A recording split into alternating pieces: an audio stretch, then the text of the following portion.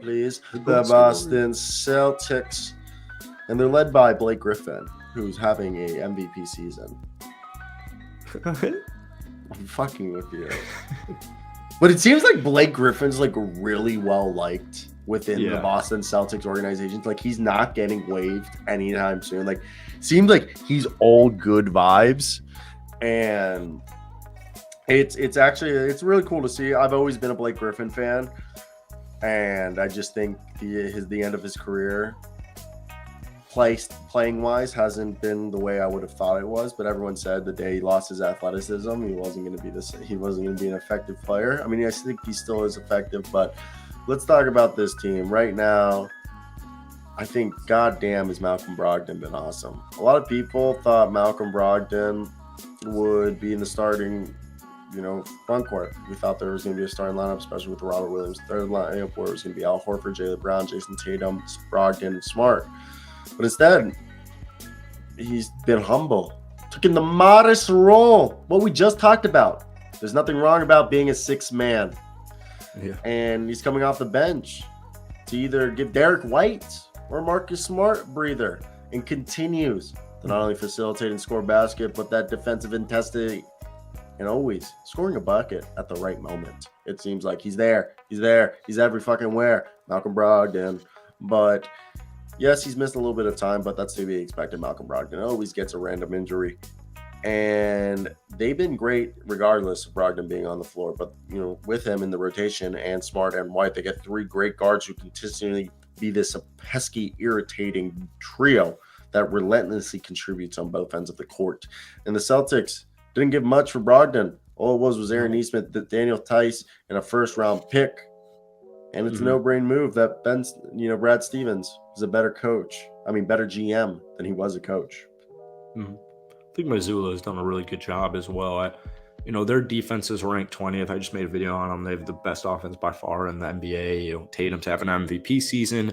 Jaylen Brown is just right there with them, and people don't really give him credit. And we try and give credit to Jaylen every time we can. He's a phenomenal two-way player, and he's just progressed so nicely in the NBA. And we saw a couple of nights ago, Jason Tatum missed the game, and Jaylen dropped 36, and they had like 100-something points in the third quarter. It was just that they're so much deeper than I had initially given them credit for, and it really just boils down to staying healthy for them. And Robert Williams will be making his return around Christmas, I believe, and Gallinari looks like he might actually play in the regular season, and these are vital. Sam Hauser they've like 6 guys shooting 40%, and a lot of them are coming up from downtown, a lot of them are coming off of the bench. But like typically, Draymond Green, for example, with Golden State last year, when you're without your best defender, I guess depoyed Marcus Smart. I'm not trying to knack Marcus Smart, but I think Robert Williams is the best defender on the Boston Celtics. When you're without your best defender, you're gonna struggle, especially with their lack of big man depth. When Luke Cornett's your best defending big man, he's done a phenomenal job. I'm not gonna give him anything, but yeah, exactly. No shade to Luke Cornett. And their defense is they're picking it up. They're 16-4, man. They're really good. My Bulls have beaten them twice, I believe. Cleveland's beaten them twice. I think both of those were in overtime. So this is a very reminiscent of the last Boston Celtics championship. And, they got that experience last year, and I think that's extremely vital for all of them, especially Jason Tatum and Jaylen Brown. So, as long as you stay healthy, man, they're golden. Yeah, they're going to probably win 60 games. Oh, 100%. Yeah. I think Jason Tatum's also probably going to win MVP. You think so? Yeah, he's my MVP right now because they're 16-4. Yeah. So. Yeah, I think he's my MVP. I mean, he's my MVP unless like Luka Doncic or Shea. If Luka gets like a top 3 seed, maybe. Yeah, and if Shea takes the Thunder to like the 6th seed, averaging the only like 30. thing I still think it's Tatum, especially with how I think their season's going to go. The only world I could believe is if Golden State flipped the script right now, like they kind of look like they're starting to do, and won 55 games, which I don't know.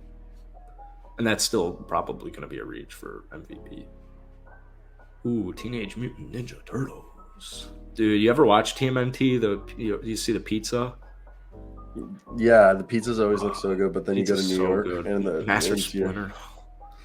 Master Splinter was. Have you ever seen the